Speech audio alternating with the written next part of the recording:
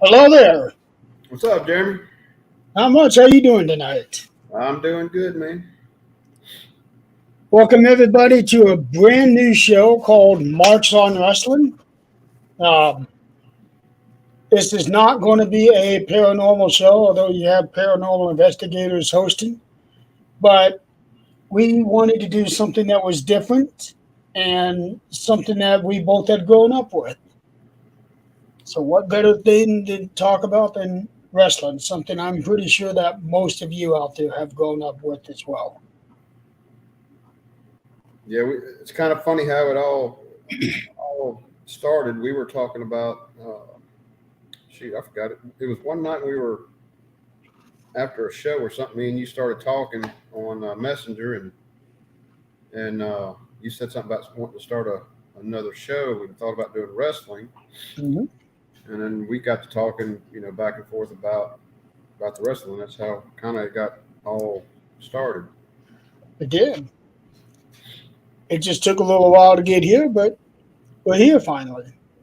Yeah, I had to get through the holidays and all that. So Yeah. Yeah, and plus, with me being sick, so I couldn't do it for a while, and then you've had things going on. yeah, I stay busy all the time. Yeah. So, so folks, don't be afraid to ask any questions or make comments about this. Um, but tonight we're just basically going to do like an introductory type show. No specific topic except how do we get into this? So let's start with you, Don. Um, what got you into wrestling as a fan? Uh, as far as back as I can remember, uh, I used to watch Mid South Wrestling with my grandfather on Saturdays around 12 o'clock. Uh, and, you had networks back then when you didn't have but like, 4 or 5 channels that you could pick up. You didn't have cable and all that. So uh, Saturday morning cartoons, we'd swap over to Mid South and watch Mid South Wrestling. And even if he was back there taking a nap, I'd go back there and hey, wrestling's coming on. So I'll be right there.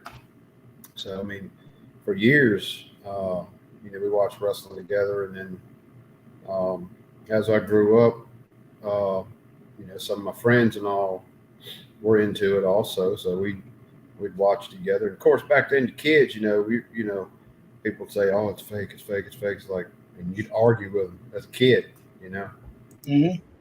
as you grow up. And there's still people out there that oh, it's all fake. It's it's real, but it's scripted. You know, we understand that it's the outcomes sometimes are decided pre-match, but it's uh, the whole storyline and the moves and all that's exciting. You like to see different stuff in your matches and all that. So you just kind of watch it to see how things play out. Um, just like to my thinking, it would be no more than going to the movies and watching a movie. It's all scripted. You it's just another form of entertainment for us. Um, I lost. Well, as I grew up a little bit and got a little older, I got into the WWE was or WWF back at that time was really big with Hogan. I remember watching WrestleMania. I didn't watch one. I want to say three was probably the first one I remember watching. And if I recall, that's Andre, isn't it? Yeah, And Hulk and I. Hogan Andre. I remember watching that, and then of course you had the Saturday night's main event. You got the Saturday night main event on Saturdays or once a month, I think, is what it was coming on. And because back then you didn't have a pay per view every month. you had just a few a year. You had WrestleMania, you had Royal Rumble, you had SummerSlam. You didn't have them every month. And when WWF went to In Your House, it may have been before that, they started having different personalities, different gimmicks that just didn't seem as interesting to me. When they started bringing in the clowns and IRS and just some of these Tanaka. Well, Tanaka was a but the Red Rooster, Red Rooster is like, who thought of that? That's just dumb. You put a gimmick like that on a talented wrestler, Terry Taylor. Because a lot of those guys came from Mid-South, and I was used to watching those guys. I actually saw a podcast specifically addressing the whole Red Rooster thing. Really? And they said that Terry Taylor back in the day was real cocky, real arrogant. And they said, okay, well, if you're going to act cocky, somehow they related that to the Rooster. And that was the whole idea behind the gimmick, because he's cocky backstage, be cocky in the ring. And so they spiked his hair up, colored it red. But Terry Taylor did not, he hated that gimmick. Oh, I'd imagine. Yeah, he hated that gimmick. And it certainly didn't help that they had a rooster cawing on his music theme. Yeah. I remember getting the let's see, I remember getting Pile Driver. That was a wrestling album too. And of course I got the first one. The first one was better than the second one. Yeah. To me. But when they started, kind of doing that stuff, I kind of shied away from it a little bit. And we didn't get WCW where we lived because it was on cable. And where we lived, we couldn't get cable back in the day. This was before satellites and all that stuff. So I never really got to watch a lot of the WCW and the other stuff until much later. I slowly started getting back into it in the 90s. My uncle was getting into it really big, and he would rent a pay-per-view, and we would start watching wrestling together. We'd watch at one point in time when you had the Monday Night Wars and stuff, you had 2 showings of WWF back in the day before it was WWE, and you had WCW. So we would watch the first hour of WWF, swap over to WCW, and then once we finished watching that, we'd swap back over and watch the second hour of WWF. So you had 4 hours of wrestling every Monday night. And we would rent pay-per-views and sit there and watch them and enjoy them. We saw some great pay-per-views. Remember some of the bigger things that happened. Of course, the Undertaker throwing Mick Foley off the top of the cage. I just came in from somewhere. I missed part of the pay-per-view where Owen had fell. I walked in, and he had already fell, and they were just showing Jim Ross and Jerry the King Lawler on there. And it was like, what's going on? It was like, said Owen Hart fell from the top. I remember that well. Watched for a long time. Went to wrestling shows when I was younger, teenagers. I was really into CCW, which is Continental Championship Wrestling, which didn't last very long, but a few characters came from there. Junkyard Dog at one point in time came through there. I got to see him. Of course, it was a house show, real small here in our town. I actually got to meet him and get his autograph. I got a 10 autograph here somewhere. But other names like Danny Davis, not the referee Danny Davis, but a different Nightmare Danny Davis. And then Paul Heyman actually came through there. Him and Eddie Gilbert were together. Really? Missy Hyatt at that time. Tom Pritchard, Dr. Tom Pritchard, who is now working in the background in WWE. He was there. He was a wrestler back in the day. I've got some old photos somewhere of all these guys ringside when we went to wrestling shows. And then you got Sid Vicious, who came through there early on. He was Lord Humongous. He had the big hockey mask like you had in Mid-South. They had a Lord Humongous in Mid-South that Jake Roberts used to fight all the time. But he was a different one. Different guy played the humongous guy. But when Sid Vicious was there, I mean, he was a huge guy. And I used to enjoy watching those matches with him because it was just devastating. Actually, I don't say I met him, but I ran into him physically. I was going to the concessions at a wrestling show, and I wasn't paying attention. I come around this corner, and I bumped into somebody, and I was like, "Oh, excuse me." And I looked up, and it's like I came up to like his stomach at that time. It was like he went, and we're like, "Oh shit!" But He's what, 6'9", 6'10"? yeah, he was huge. He was tall. Yeah, big boy. But yeah, we had a Coco Beware. Way back in the day, I saw Mid-South.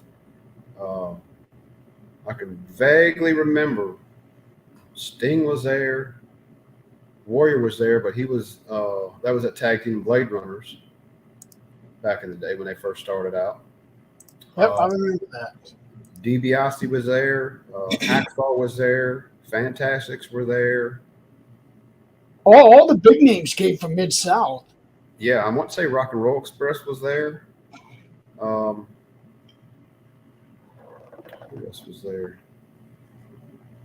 That's the bigger names I've seen. I've seen I've seen Terry Bam Bam Gordy. I've seen him wrestle there. And man, he fought I'll say a local guy, a guy you really don't know about. I don't know whatever happened to him. Man, they tore the Coliseum up. We got a small Coliseum here, and man, they were fighting outside the ring, hitting each other with garbage cans and tables and everything else they had around the area.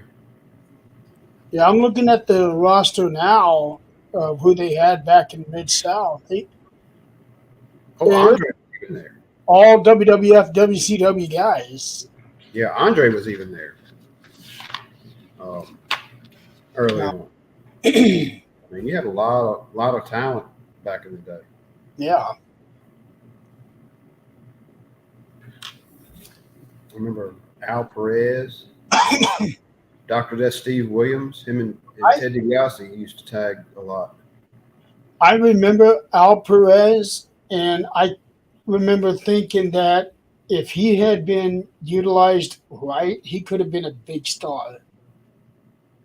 He could have been then what Seth Rollins is now. I think. I saw him. He was one of the first ones I saw to do the belly to back. Belly to back suplex in a pinning situation. He would bridge and pin from there. Wow. And back then, that would have been a big move. Yeah. Skandar Akbar was another good one back in the day. He had One Man Gang and Bam Bam Bigelow and the heels and all. My granddad used to hate that. That's something you don't see nowadays. You don't see big boys like they were back then. Earthquake, Bam Bam. We have Otis. Right. I'm honestly, I can't think of another guy that's big like that. I know there's some big guys like 6 feet, 6'5", almost 7 feet tall, and they're built big, but there are no guys out there, with the exception of Otis, that are actually big men. Large, yeah. Yeah, Everybody's pretty fit and everything. It's not the, hefty guys that are coming in anymore that I can see. right. Um, What got you started? I got. I was flipping through the channels one morning, and I actually came across what was at the time one of the pay-per-view reports that Gene Oakland and Sean Mooney would do, Mm-hmm. and they were doing a report on the Royal Rumble that was coming up just in a couple of weeks, and it was for the Royal Rumble '92, and they showed a clip of the '91 Rumble, and I looked at it. I'm like, you know what? I think I want to watch this.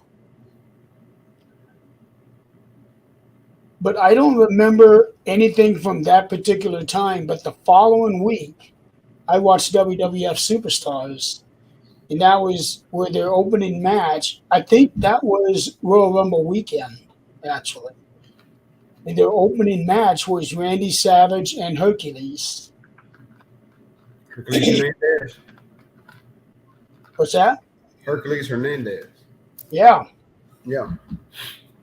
Um, Wanted to say he started out or he was at least back in the day, he was a bodyguard or something for DiBiase. no, that was Virgil. No, he was a bodyguard for $1 Million Man at one time. Before he was $1 Million Man. I think it might have been back in Mid-South. Okay. I'll have to look that up to verify I that. haven't watched any of Mid-South. I have heard a lot about it.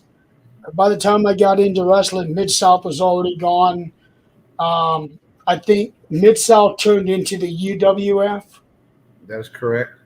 And I think UWF was already gone by then too. But I don't really know.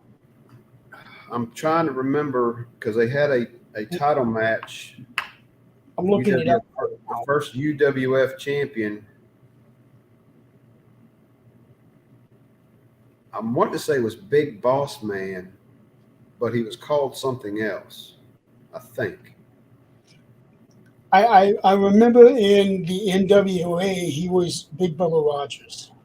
That's it, Big Bubba Rogers. He was, I believe, he was the first UWF champion. Champion. I don't remember who he wrestled. I just remember him winning. It was somebody big. Okay, Mid-South. Huh. Well, the championships here, they're. Oh, here we go. UWF.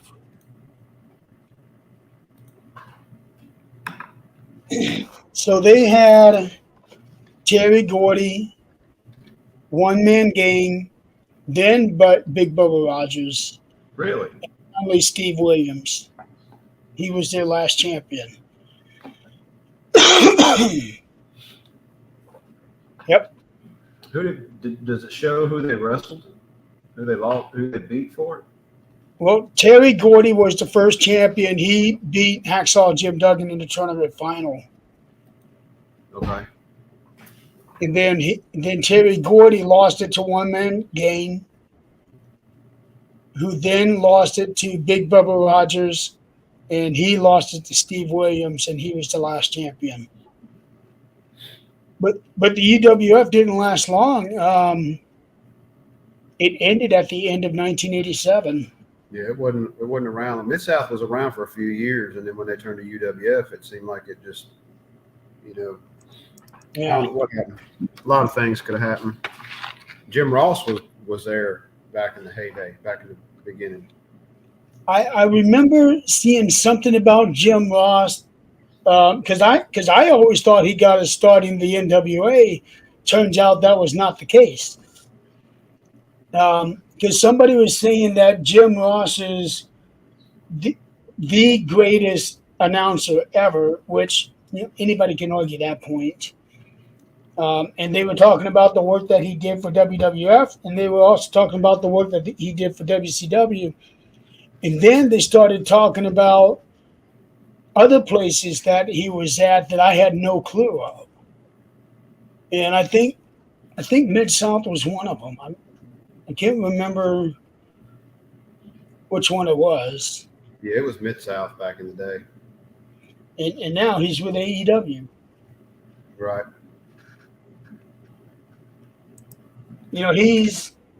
Jim Ross has had a hell of a career.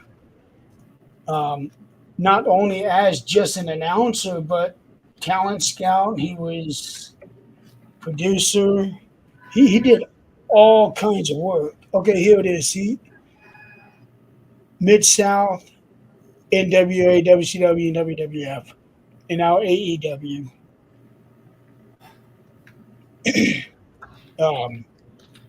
But yeah, I got into it in January of '92, but I had just gotten into it, didn't really know anything about it. I don't think my mom and dad knew it yet. But after the Royal Rumble, then I started watching their Saturday mornings, Sunday mornings, because they had WWF Superstars on Saturday, Wrestling Challenge on Sunday, and then Sunday afternoon they had All American Wrestling, which is like a clip show.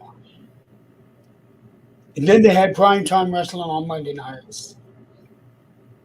That was my favorite show. Do you remember the WWE cartoon that they had? I've seen it. That was way before I got into it. But I actually have a cassette tape.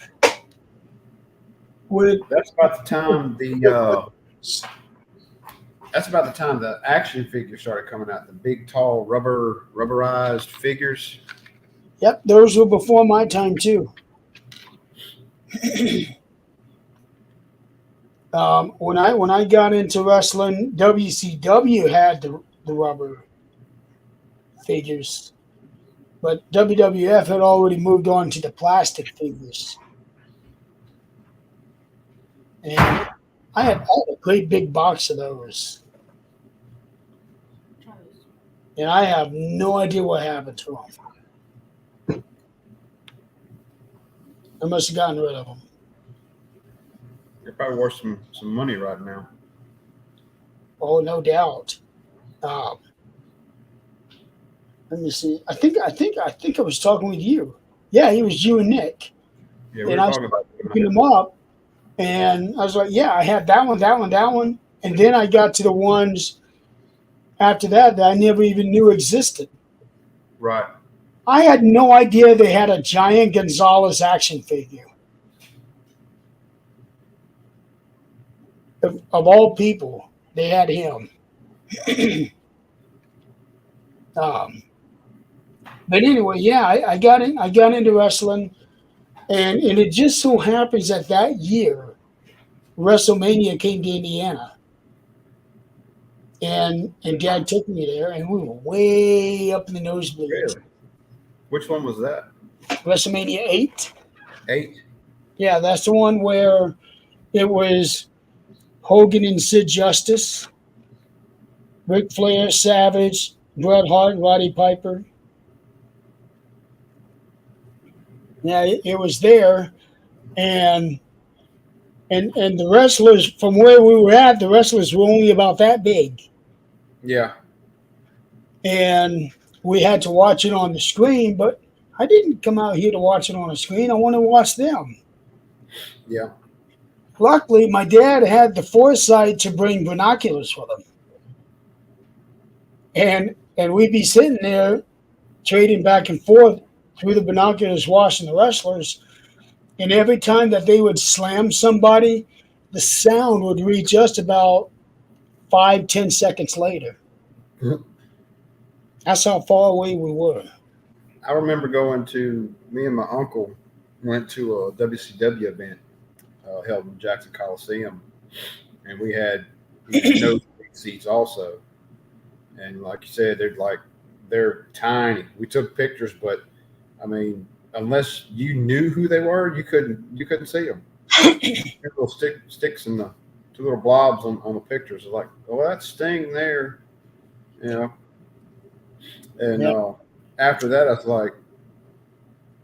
like, if we go to any more shows, which we went to a couple house shows, WWF shows. It was still WWF back then.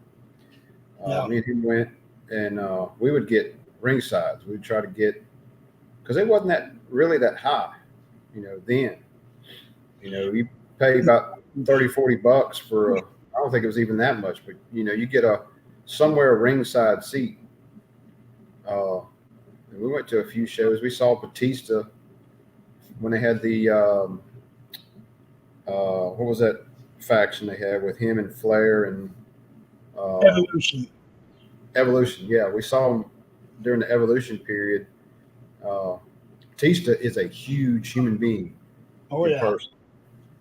This was back before he had the big tattoo on his back. It was outlined, but it wasn't colored in yet. Okay. But we saw them. The last show we went to, we saw, of course, Lita was there at one point in time. Trish Stratus. Oh. Yeah. I'm trying to think of who else. I'll tell you what, Lita was one of those. The older she got, the better she got in every way. Back then, she was athletic, but now, even with the last couple matches that she had last year, she just blew away everything what she did back then. Right. The last show we went and saw, and we were like third or fourth row from the ring. And I'm trying to think of who went with me. Somebody went with my uncle may have went with us. But it's been a while. But Triple H and Undertaker were taking on two guys. I don't even remember who the heck they were. And well, this was during the Divas time. Oh. I was sitting there, catching partial recordings on my phone, during the match, and because we were really close. And I remember they had both guys in the ring, all four of them in the ring, and they timed it perfect. Undertaker grabbed the guy by the throat, and Triple H had the guy in the pedigree. And I'm sitting like, oh yeah, I'm sitting there fixing to watch both of them do their finishing move, and everybody stands up in front of me, blocks it, and all you hear is the sound, boom, boom. It's like, oh my God, no. Missed the whole thing. I hate it when the people jump up in front of me like that. Which I didn't, I should have known. Oh yeah. Sometimes the crowd just goes wild. Well, as Gorilla Monsoon said, the crowd has gone bananas. Yeah. Back in the day, Jesse Ventura being on commentary. Yeah, I remember McMahon and Ventura, Jesse Ventura, doing the commentary, for years. Back when McMahon was just he was a nice guy. Yeah, McMahon's a funny one. He would do all the commentating on on the TV shows. Almost never heard him do commentary except in the 90s. But that even then, that was only every now and then. It was mostly Gorilla and either Jesse Ventura or Bobby Heenan. Hi, Nick. And everybody have raved and raved about Gorilla and Jesse, and they were a really, really good team. But nobody, in my opinion, nobody comes close to Gorilla and Bobby Heenan. Their peak would be Royal Rumble and WrestleMania of '92. See, I think that was probably the time I quit watching for a while. Yeah. Because I can remember, Jesse and McMahon. And then we started watching again. Jim Ross was already there? Ross was on there. Okay. So, in my opinion, you missed out on the best time when it comes to commentary.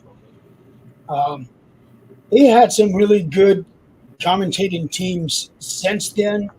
Jerry Lawler and Jim Ross, Michael Cole and Jerry Lawler. And then it almost seemed to be like a revolving door. You had Booker T and Bradshaw. Yeah. I used to love the Acolytes. Yep. Used to love them. I remember when Bradshaw debuted as Justin Hawk Bradshaw. He came in as a rough Texan, cowboy hat. He had the rope. I can't remember if it had I think it had a hook on it. He had the long hair, the big mustache. He was every bit like what you would expect from a Texan wrestler. Terry Funk,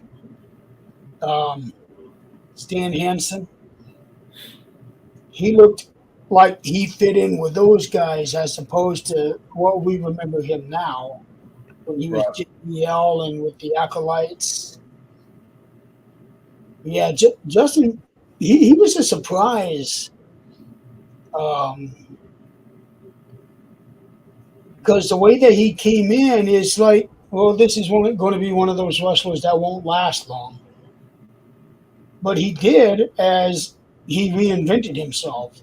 And the most successful wrestlers typically are the ones that continuously reinvented themselves. You're right. Jericho is a perfect example of that. Yeah, Jericho's been around for a while. Oh, man, He started in WCW, I do believe. Well, I say he started. First recollection of him was in WCW. Yep. Yeah. 95, I think it was 96 when he came out. Then, and I know that he was. What do you have? The Lion Tamer? Was that what that was called back then? Lionheart.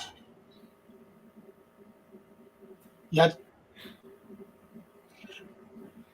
One of his moves was the Lion Tamer, and he was also the Lionheart.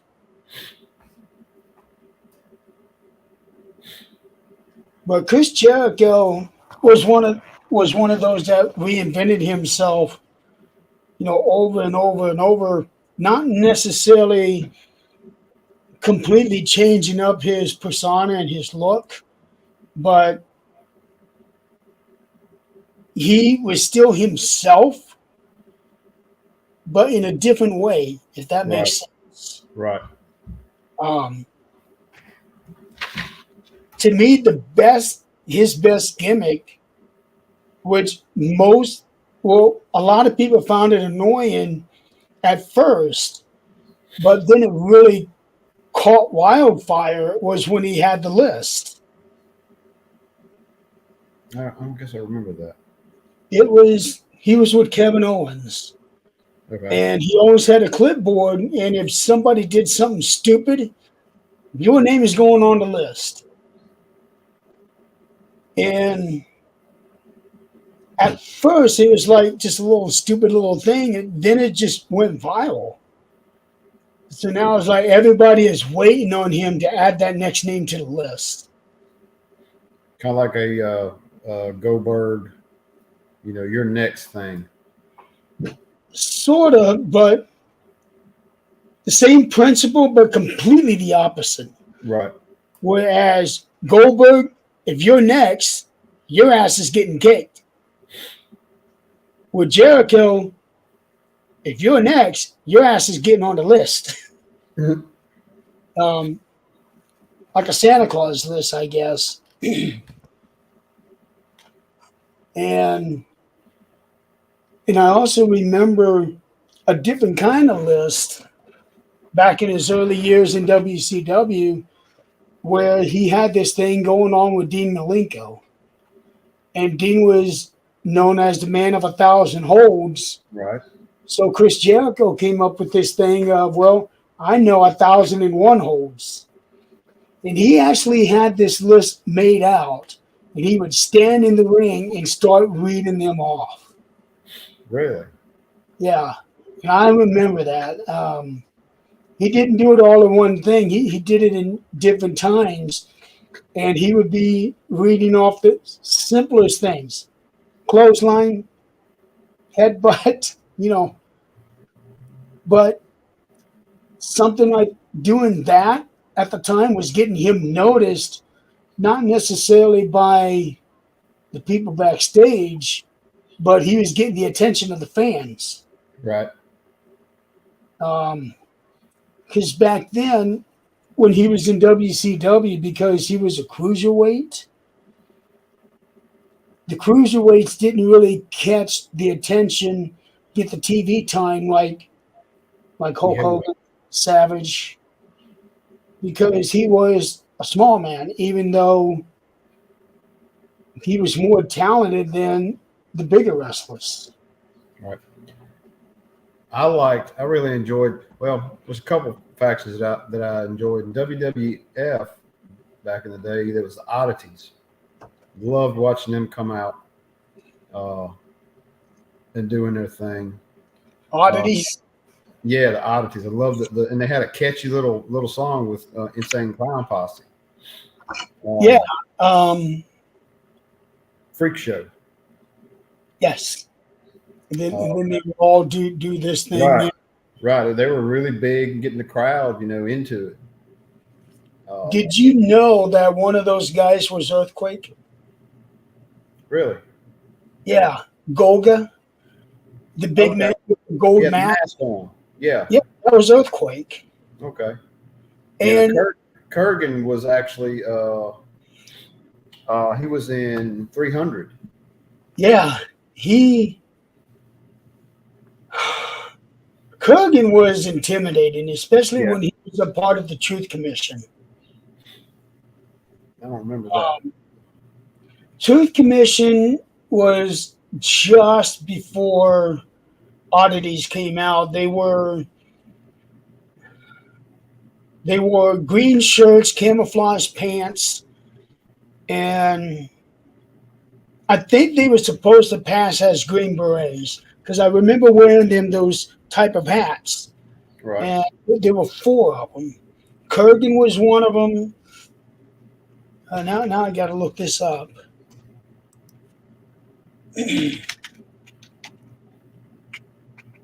While you're doing that, see another faction I enjoyed. Should have had them on my head just a second ago. Here it is. Bull Buchanan was one of them too. Who was? Bull Buchanan. Bull Buchanan. He had just a very short amount of time there in WWF. The name sounds familiar, but I can't picture his face.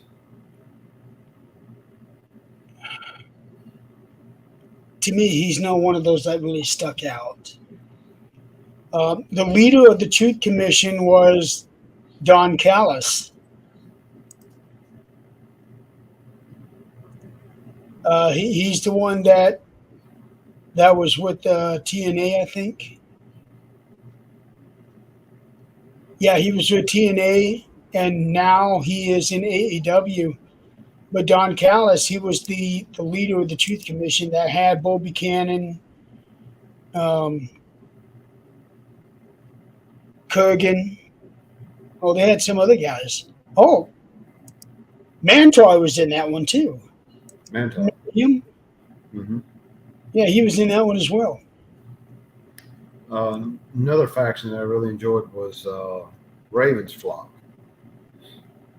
You had Those guys I couldn't get into for some reason. You had Raven, you had Kidman. I always liked Kidman. Saturn? Wasn't Saturn in that one too? Perry Saturn was in that. Yes, he was. I enjoyed watching him wrestle. I enjoyed watching Kidman. He was a cruiserweight. He would do some crazy stuff. Kidman, he had so much talent.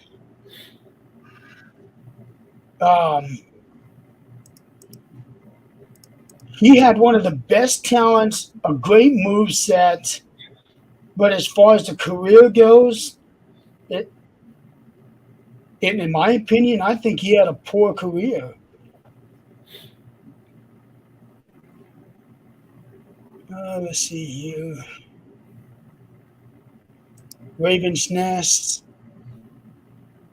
Flock.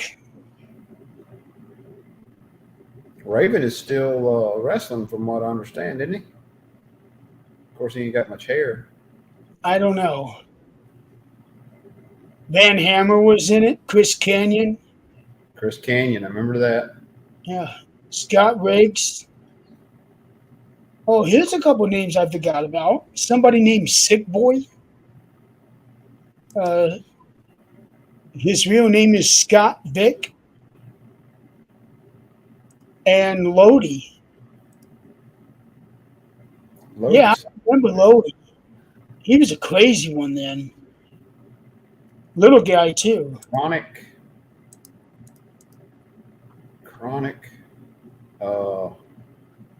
Tag Team Chronic? Huh? The Tag Team Chronic? No, the wrestler Chronic. There was a wrestler called Chronic. I Want to say he was around. He may be gone now. He may be passed. But he was a real massive, big guy. Horace Hogan was in the Flock as well. Hogan was?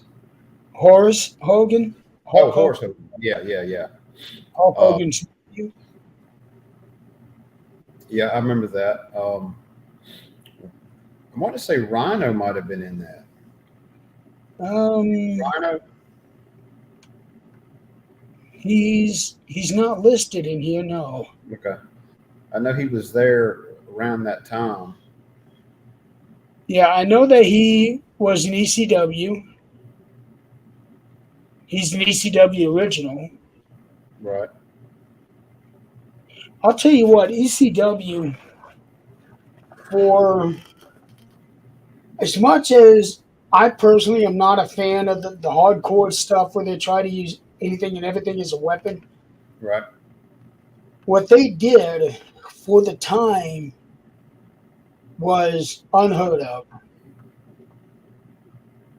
I think ECW paved the way for what is now CZW. You say CCW? ECW. Oh, ECW. Yeah. Extreme Championship Wrestling. Right. You said it paved the way for what? CZW. Combat Zone Wrestling. Okay, I guess I'm familiar with that one. Combat Zone is exactly what it sounds like. They took Extreme Championship Wrestling and took it to the extreme.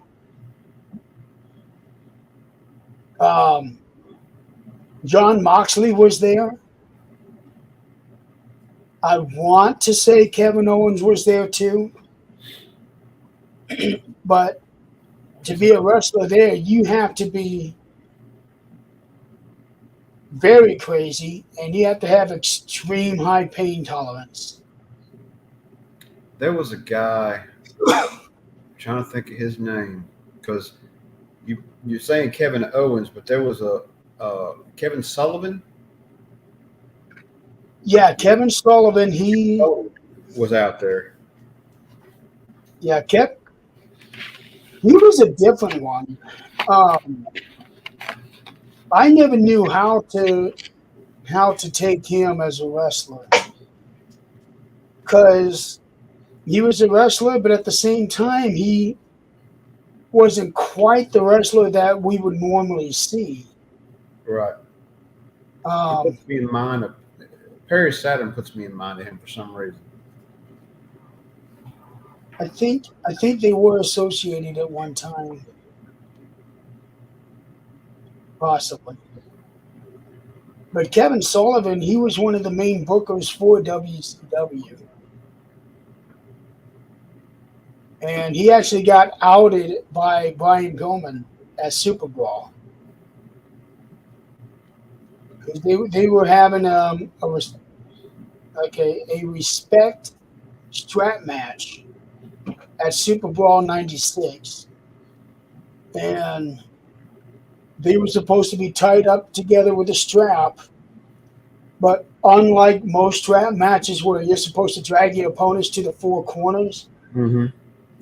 the only way you can win is by getting the other person say, "I respect you." And Brian Pillman grabbed the microphone and said, "I respect you, Booker Man." And then he left. And that was the last time he was in WCW.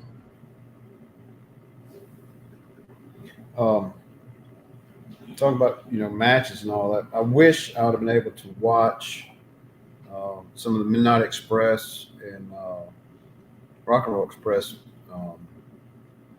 matches. I remember they had a scaffold match. Yeah, back in the day when they had them all available to rent on tape, I would get all of those. And I even piggybacked, taped a bunch of them. I think I had that match. Do you? Yeah. I I remember missed the that. heyday of WCW. Yeah. That match, I think, was actually a Starcade. I think Uh, so. Yeah, either 87 or 88. And Jim Cornette was hanging from the scaffold at the end of the match. Really? Yeah. And he ended up letting go and fell down to the ring. And I want to say that he fractured his leg doing that, but I'm not 100% sure. Ricky Morton is still out there wrestling. He's They both are, actually. they're doing some kind of farewell rock and roll tour or something. Yeah. Some Actually, they Facebook have just posts. recently won a tag title somewhere. Yes, I still see some. I see some fake. They come up. Ricky Morton comes up on my feed on Facebook. Rock and Roll Express. Looking it up, they had just recently won a tag title somewhere. They won the NWA tag titles a couple years ago. At their advanced age, which really, Ricky doesn't look all that old, and he's 66 now. Right. But Robert is 64, so he's younger, but he looks older than Ricky does. And one of the Midnight Express just passed away not long ago. Bobby Eaton, Yeah, he passed away a few weeks ago. he was somebody who I thought should have been bigger than what he was.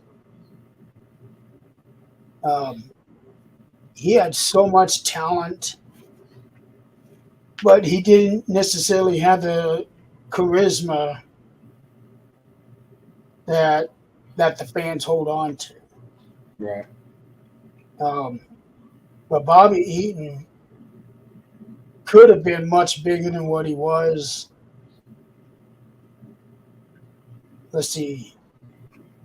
He was with Stan Lane. They had a third member, I think. But what I really liked about Rock and Roll Express is that the two of them knew sign language. Really?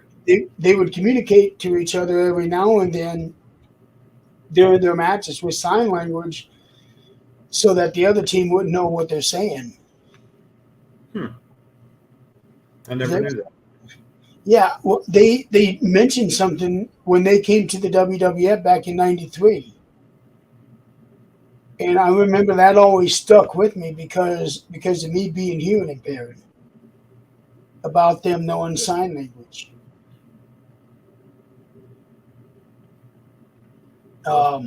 That's pretty cool. I never knew that about him. And I forget what it was. I want to say it was Robert Gibson. That his mother was deaf, and that's how he learned sign language. And Ricky Morton ended up learning it as well. Well, I guess if you're traveling, around in the car together and, conversations, talking into your road trip there, probably brought that on. Dennis Condrey, he was the other member of the Midnight Express. Thinking about these guys, it makes me think of the amount of teams that they had back in the 80s. Half of everybody's roster was tag teams. It was tag teams were big in the 80s. Yeah. You had, and they were like, gimmicked together. It wasn't this guy and this guy making up a team. It was these guys or the Killer Bees or the Sheep Herders or the Hart Foundation, Samoans, Islanders. Powers of Pain. Road Warriors, Warriors. Demolition. Demolition. A lot of tag teams back in the day. What was funny about the Killer Bees is that they're the only team that I know of that did this. That they were just regular wrestlers, and then at some point they'd be wearing masks so that you could never tell one from the other. Right. Back in Mid-South, you had Mr. Wrestling 1 and 2. They wore masks. You had the Grappler 1 and 2. Oh, yeah, I remember that, Mr. Wrestling. Mr. Wrestling 2 was the more famous one. Yeah, Bob the Bullet Armstrong used to wear a mask back in the day. Yep. You have a lot of mask play. You don't really see a whole lot of masked wrestlers anymore other than the luchadors. Yeah. He had Kane, but there one point in time, he took his off. Yeah. But yeah, you really don't see a whole lot of masked wrestlers anymore. Yeah. At least here. I think Rey Mysterio.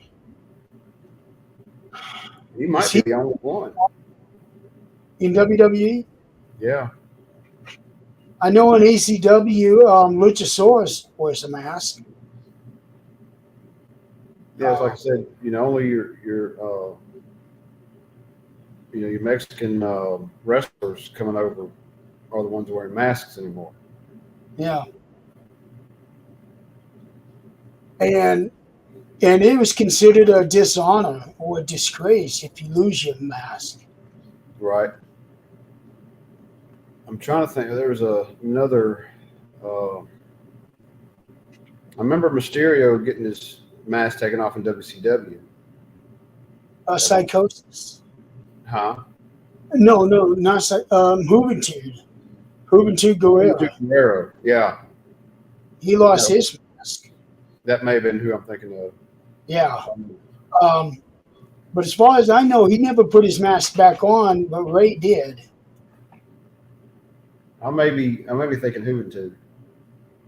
The Guerreros were really good back in the day. You had Hector and the Eddie, Guerrero brothers. You had Hector and Chavo.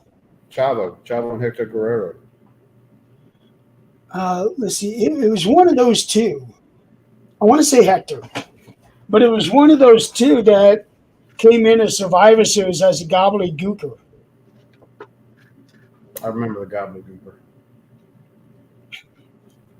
That was so ridiculous. I think that right there was the very start, aside from Red Rooster, was the very start of the super ridiculous gimmicks.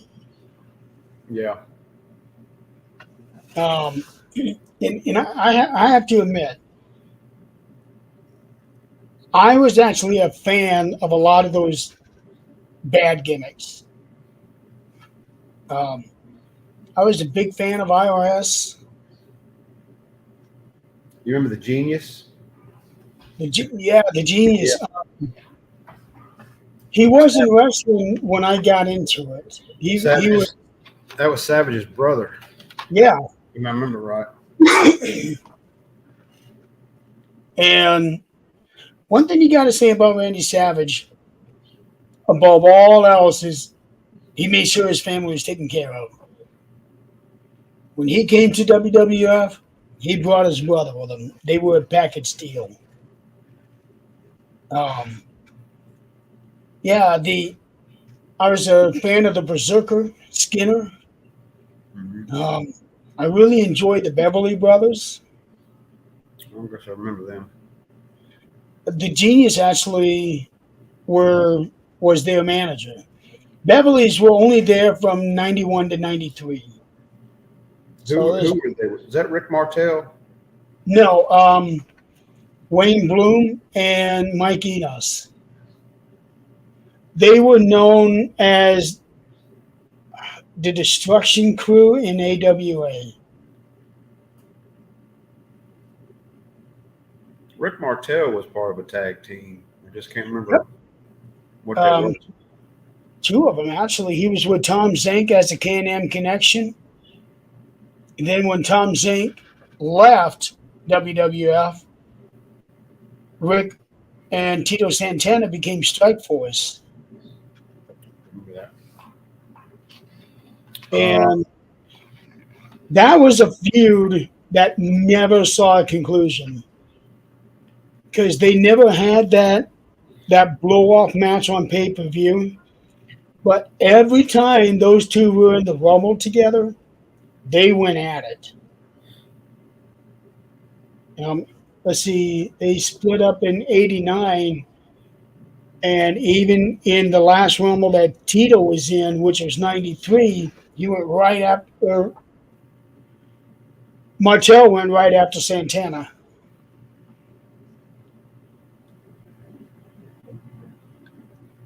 I remember another thing. Mike Rotunda and Barry Windham were. Oh yeah. Was it All Americans? The Americans. Hogan's theme song that everybody knows now as Real American was actually their theme song. Yeah, I know. They were the U.S. Express. That was actually, the Real American was actually their theme song on the Wrestling Album 1. And I think they actually used that at WrestleMania. When they wrestled at WrestleMania 1, I think they actually had that theme song for that event. I vaguely remember the matches on there. I know it was Hogan and it was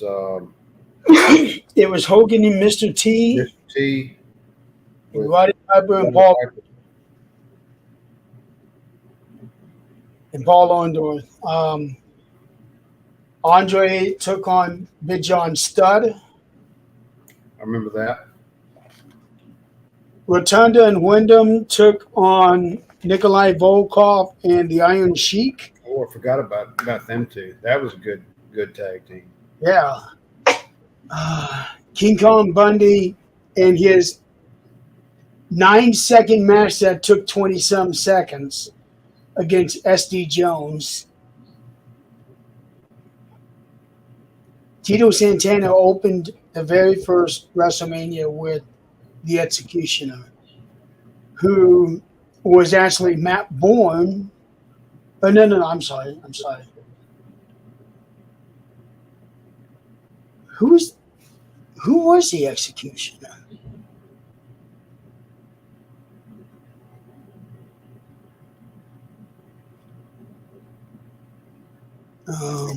WrestleMania, talking about WrestleMania, WrestleMania 3, it was the first one I really actually watched. Buddy Rose. Tito Santana and Buddy Rose. Buddy Rose? Yeah. Playboy Buddy Rose. But he was then as the Executioner. Okay. I'm looking at the card right now. Brutus Beefcake and David Sammartino. I feel bad for David Sammartino because I think the WWF was trying to capitalize him on his dad's name, but he just never caught on. I remember when Brutus, he had a match with somebody, and they got their hair cut. And I think that's what spawned the whole the Barber Beefcake. That was that actually wasn't Brutus's match. That was Roddy Piper and Adrian Adonis. Yeah, Adrian Adonis got his hair cut. Yeah. In the ring, yeah. And this was when I think he was still teaming with Valentine. This is at WrestleMania 3. Yeah.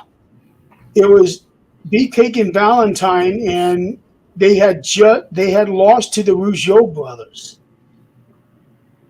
And Valentine and Dino Bravo turned on Beefcake, and then the very next match was Piper and Adonis, and that's how he got the Beefcake thing. Yeah, I remember Jake Roberts coming down with, or Alice Cooper coming down with Jake Roberts during that match. I was like, oh my God. And that, because I'm a big Cooper fan. That big snake that they had that night. Jake Roberts was one of my favorite wrestlers, but I hated the snake. I am not a snake fan. I was a huge Jake Snake fan. Still am. He's probably my second most favorite. Undertaker was, of course, the first. But Jake Roberts, I used to love watching his matches. The thing about Jake Roberts that stood him apart from everybody else is that he was a perfect ring psychologist. Yeah, and the promos he would throw out there, man, some of the best promos ever. Yeah. He was one of those guys who, even though he never raised his voice, he got your attention. Yeah. It was just that voice and that intelligence in the wrestling business coming out. And a lot of people are upset that he never got a title in the WWF. But when you really think about it, Jake, no matter what he did, was so over with the fans as a fan favorite and as a heel he was so over with the fans that he didn't need a belt. Right. He was one of those few wrestlers that had no use for a belt. Roddy Piper, I would say it was one of them as well. He didn't need a belt, even though he won the Intercontinental title, but he did not need a belt. I used to watch Jake matches in Mid-South, and he would remember him DDT and Terry Taylor on a chair one time. And then there was that feud with Lord Humongous, and of course it was a different, it was a smaller Humongous, and that was when the hockey mask started coming in. He would headbutt everybody and bust him open, and then Jake Roberts started coming with a bag to the ring, and he thought it was a snake and all that or something, but he would have his own hockey mask that he'd put on, and to combat Lord Humongous. Then he was teamed up with the Barbarian, which is a different Barbarian than the one that was in WCW or WWF. And I didn't know there was another wrestler that used that name. yeah, and I got something that just popped up on my screen for some reason. Uh-oh.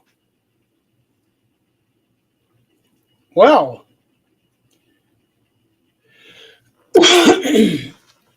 So while we wait for Donald to make his return, I hope. Let's see here.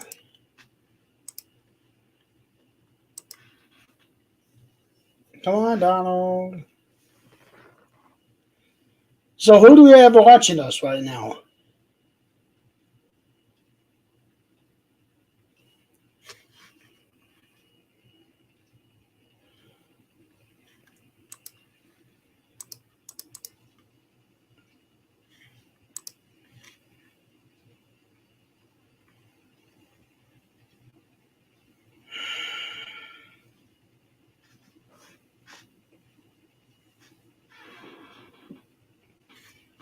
And I'm going to send him a message.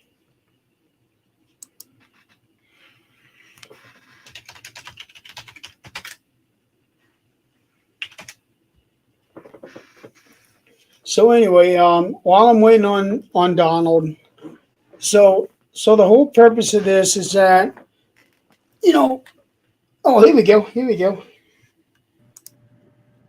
What happened? There was something that popped up on my screen, another StreamYard, so I cut it off, and it took everything off. Wow. What were we talking about? Oh, Jake Roberts. Jake Roberts. Yeah, there was a partner that had a mohawk, real big guy, and he was called the Barbarian, and they tag teamed for a while. And Sir Oliver Humperdinck he was the manager for Lord Humongous, and of course he come in and Humongous come in and jumped Jake and had him bloody and all, and then the Barbarian come down there. It was right at time the show was going off. I remember him coming down and jumping in the ring and standing face to face with Lord Humongous to help Jake. I was like, oh, it's fixing to get good now. Them two are fixing to go at it.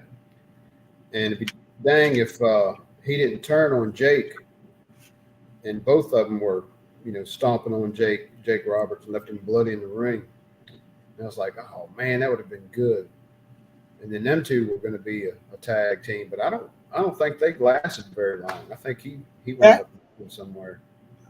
That was John Nord, the Barbarian. That was the Berserker. Okay.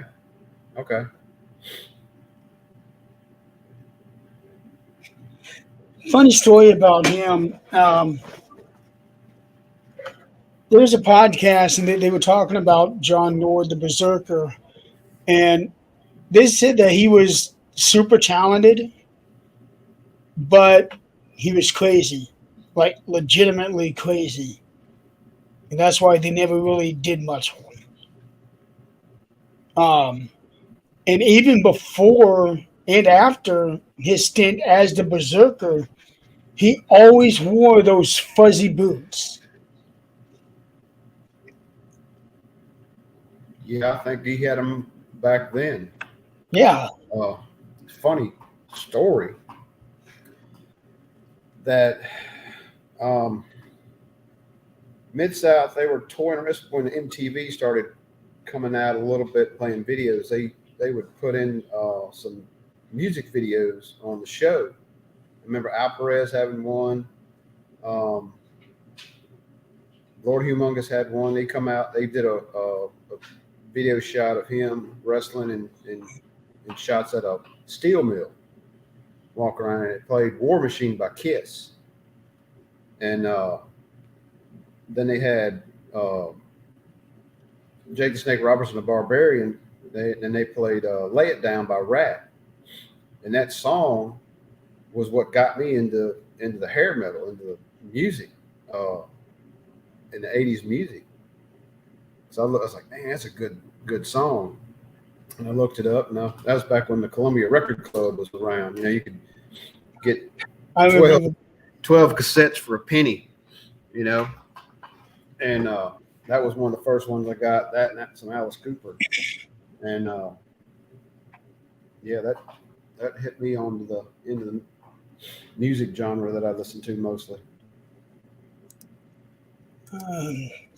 Trying to see here how he was able to be the Barbarian.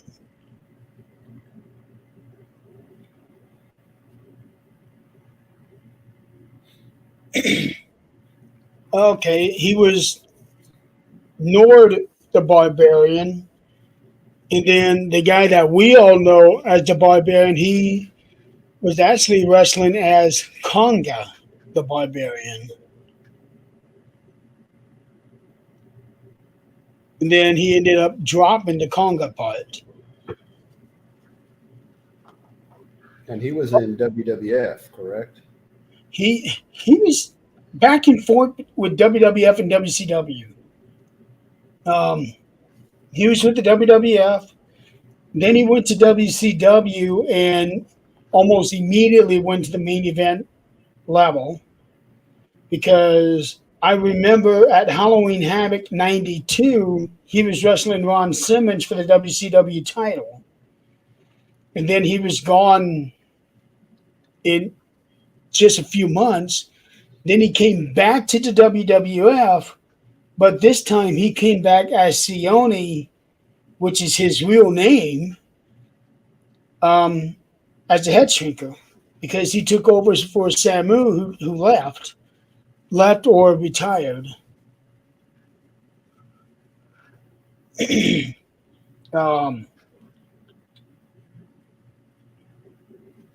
then after that, he went back to WCW,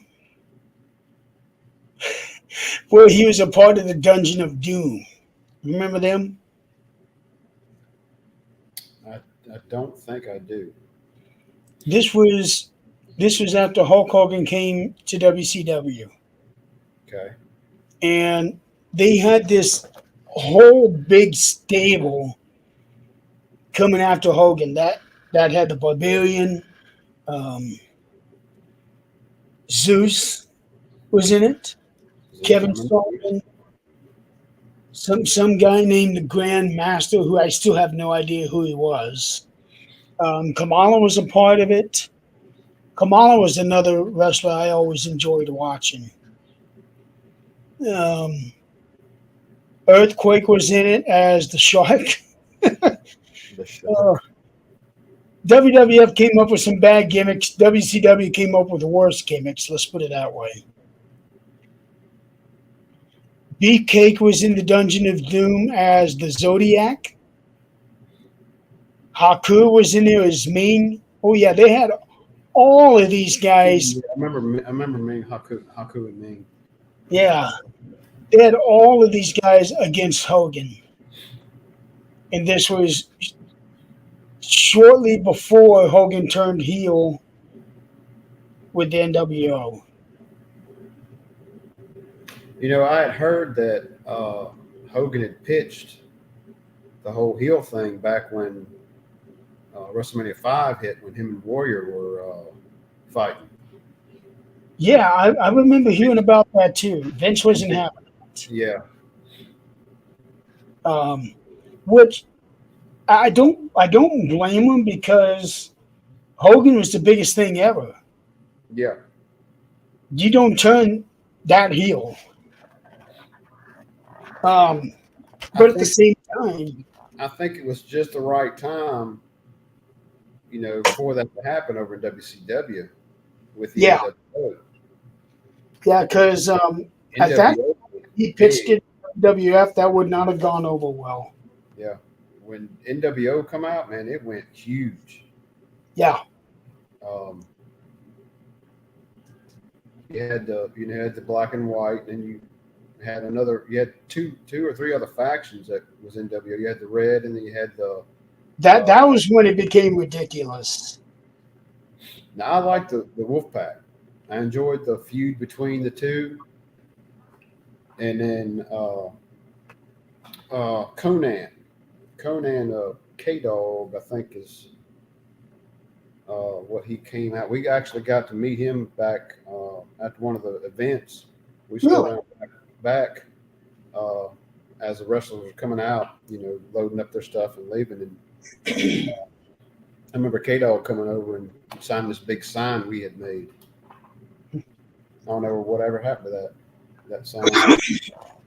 Did you know that Conan had one match with the WWF in '92?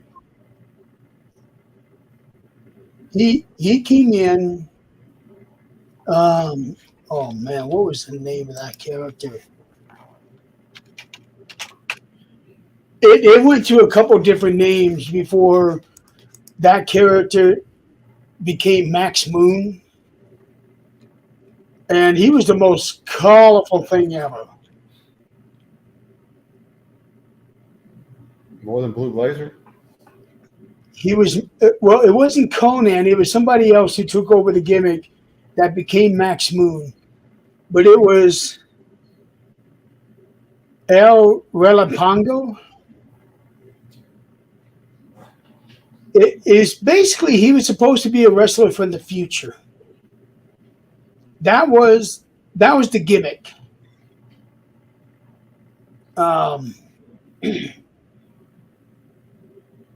He did one match, and then he was gone.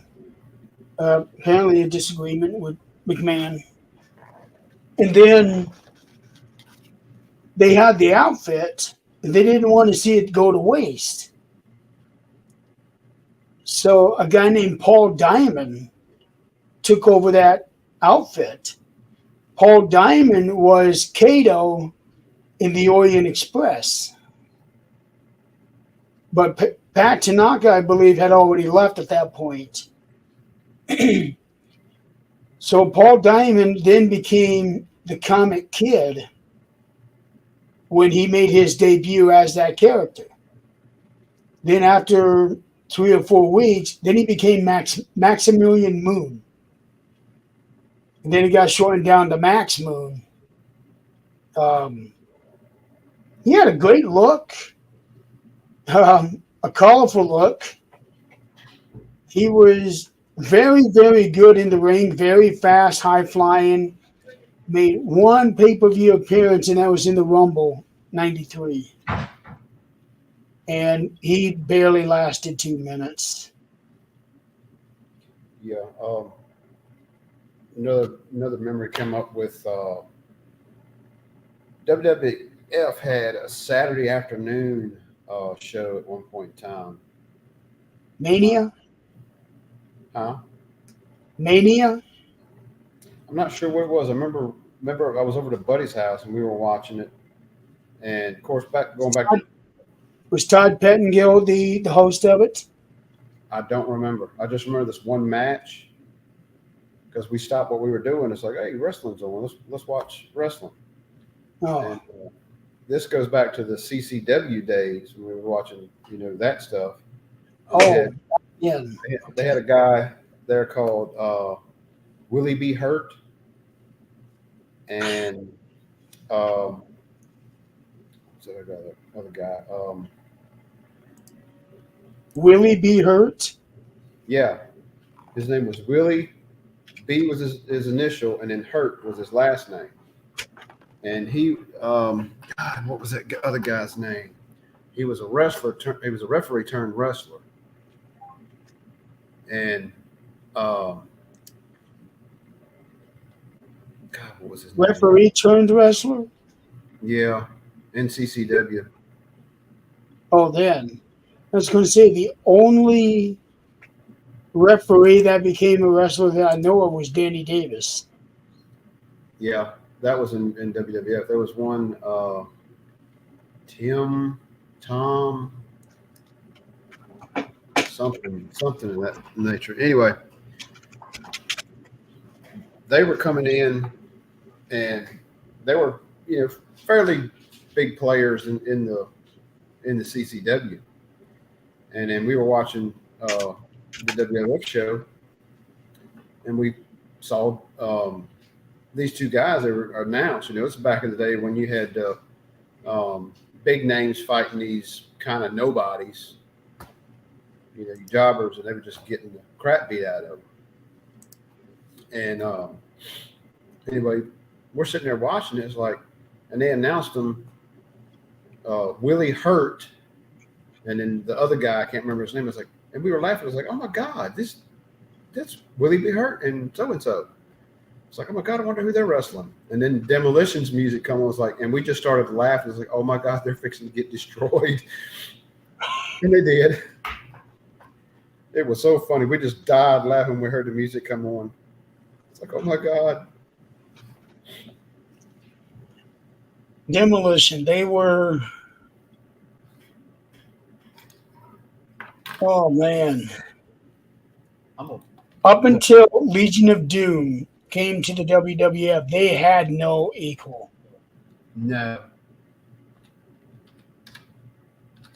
And the thing about Demolition is that the guy that came up with that concept, he was the original Demolition member. Then after a couple of matches, he had to stop because too many people were recognizing him, even behind that face paint, that he had to stop being Demolition and somebody else took over.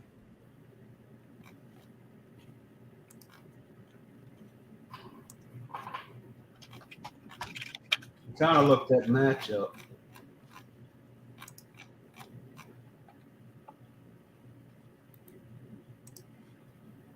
So let's see. It was Randy Cawley who came up with Demolition, and Randy was one of the Moondogs, Rex. Moondog Rex. I remember the Moondog.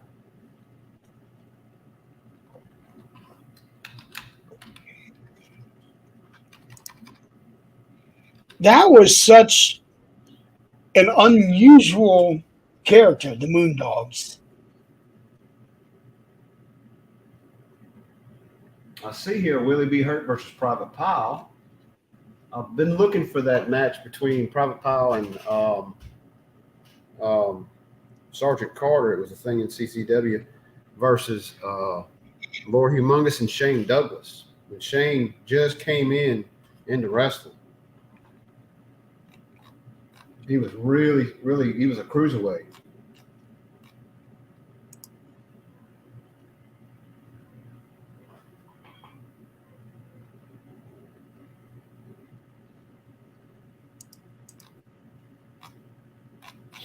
Just look up.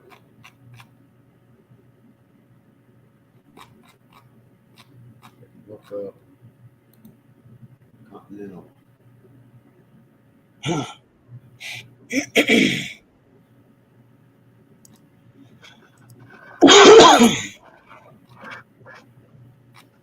But yeah, the Moondogs. Oh man, they had the core Moondogs were King, Rex, Spot. That's the one I'm most familiar with. Yeah. Spike, Cujo, and Greg Murray. He's a current member.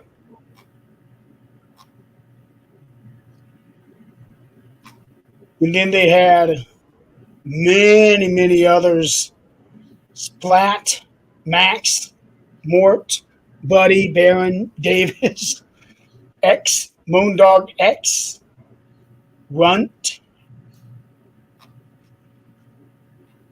Yeah. So they had a bunch of them. I didn't realize they had that many. I only remember the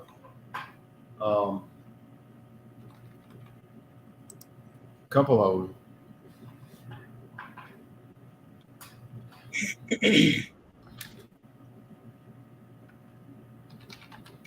Well, I'm trying to figure out because the Moondogs, just by the way that they look like they were Kentucky and Tennessee hillbillies with shaggy hair, unkempt beard, and jeans.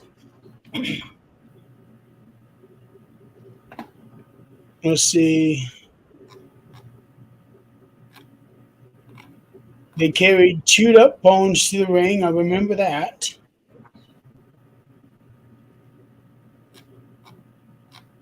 But they were never in. They were never. Oh no. Spot was. He was on. He was on a pay-per-view once.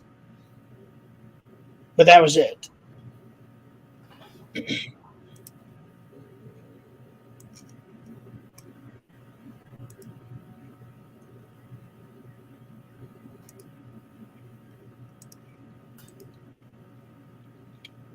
Here we go. Richard. Tommy Rich, Johnny Rich. I remember them. Dutch Mantel. Oh man, I forgot about him. The New Guinea Headhunters. There's Moondog Dutch Spot. Mantel. He was actually Bradshaw's original manager when he first debuted in the WWF. There it He is. was- Alan. There it is. Alan Martin. Alan Martin was his name. Willie Hurt and Alan Martin versus Demolition. And Hurt is spelled Hert. Okay. See, Dutch Mantel Match. was a manager in the WWF with Justin Bradshaw when he first debuted. He also managed Jack Swagger and Cesaro. And he was also the manager for the Blue Brothers. Blues Brothers. Huh? Blues Brothers, you said? Blue Brothers. BLU. They were Appalachian wrestlers, but they were Don and Ron Harris, who became Skull and 8 Ball in that faction with Crush, the bikers. I remember the Bikers. Yeah. That was when they were doing this whole gang warfare thing in 97, 98. I was never a fan of that.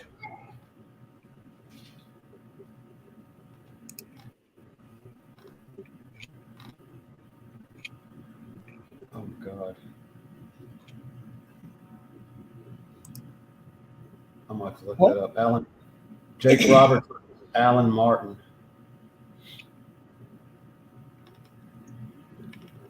Disciples of Apocalypse, that's what they were.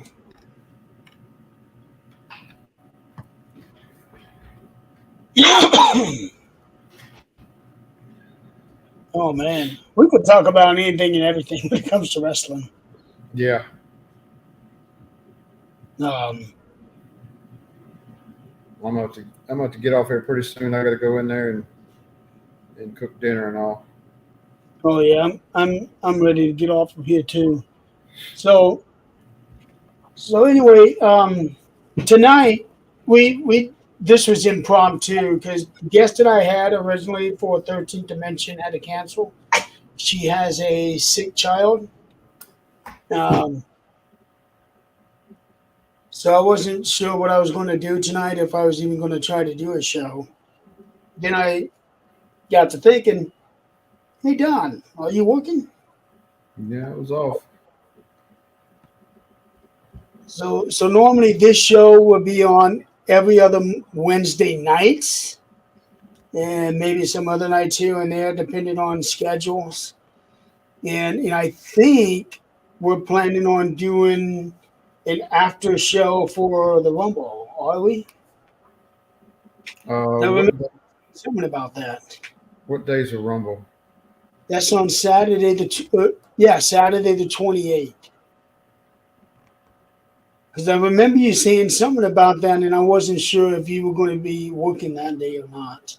I'm off the 28th. I do work the 29th. Okay. That'd be a late show, though. Yeah. We could do we could do before and an after show. Depending on the well, it starts pretty early, doesn't it? Because it's still on Peacock. The kickoff show starts at 7 my time, and the show would go from 8 to 11, usually. 8 to 11. Yeah, my time. So it'd be 7 to 10 your time. But it really all depends on when the show actually ends. Here's a thought. Huh? Here's a thought. Depending on the time schedule of what you got coming on that Saturday, I could probably set it up and watch. What if we watch the show, watch the Rumble, and we're sitting there kind of commentating while we're watching? I like that idea.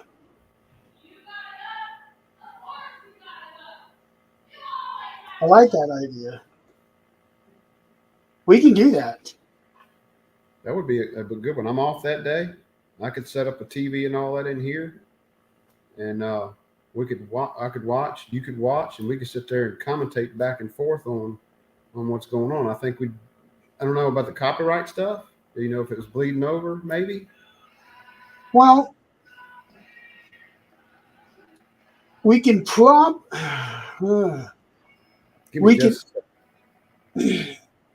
we could probably have the show on mute and just commentate that way. Could. Because my TV's right here. On a podcast. Because we don't necessarily have to. Yeah, we shouldn't. Yeah, we can't have it actually on the show.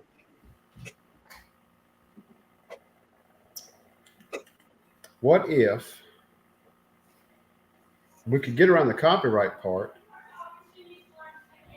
if we had a headset on, listening to the show, and it wouldn't go over the copyright stuff because you couldn't hear it on there, but we could actually talk about it. True, but then how would we be able to hear each other? Well, you just have it, cocked over. You can hear one ear out the other. That might be a little difficult for me, though. All right. We'll toss it around a little bit, and we'll talk about it and see what we can do. I like that idea. If we can get around the copyright part of it, where it's not bleeding over, I think it'd be a good idea. I mean, hell, they're all the time streaming the stuff on TikTok. True. Facebook is different. Facebook just loves to ding the hell out of people. even if it's not a copywritten thing. Yeah. We had a show a few weeks ago where they had about 20 seconds of silence, nothing, and they got a copyright ding from soccer saying, "Hey, that's ours." No, Now, it's not. I know it wouldn't go with the StreamYard and things, but we could log on and go live on TikTok, join up, and do it on TikTok. Well, the only way we can go live on TikTok is how I'm doing it this way.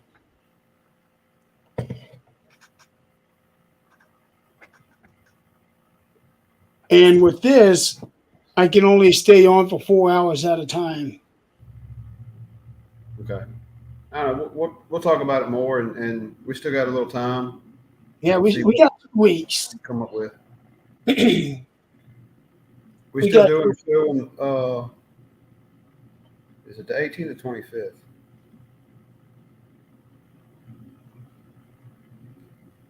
Well, we have another show on the 18th to do this, Okay. that Wednesday night. Then the 25th, as far as I know, we're not doing one because that's when you're working. I'm actually off that night. Really? Yeah. You're off 2 Wednesdays in a row? Yeah. Every third Wednesday I would work. Oh, yeah, because you're on 3-day cycles. Right. Okay. Yeah, I work the first. Okay. So 2 Wednesdays you can do it, and then the third Wednesday you can't. Right. Okay.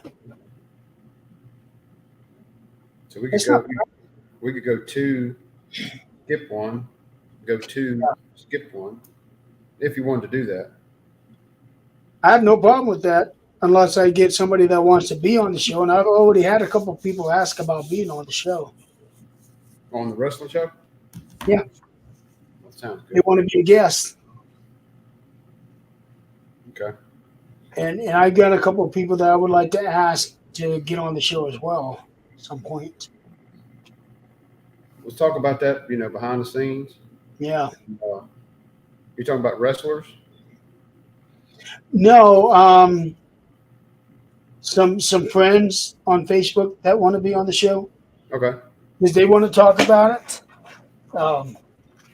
It'd be nice if we could get some of the wrestlers on the show. I'll see what I can do on my end and see if we can't Yeah. pull some guys, maybe some older guys, but Oh yeah, because they're the ones that got the best stories. yeah. All right. I'll hit up a couple on my Facebook page and see if I can get anybody interested. That'd be cool.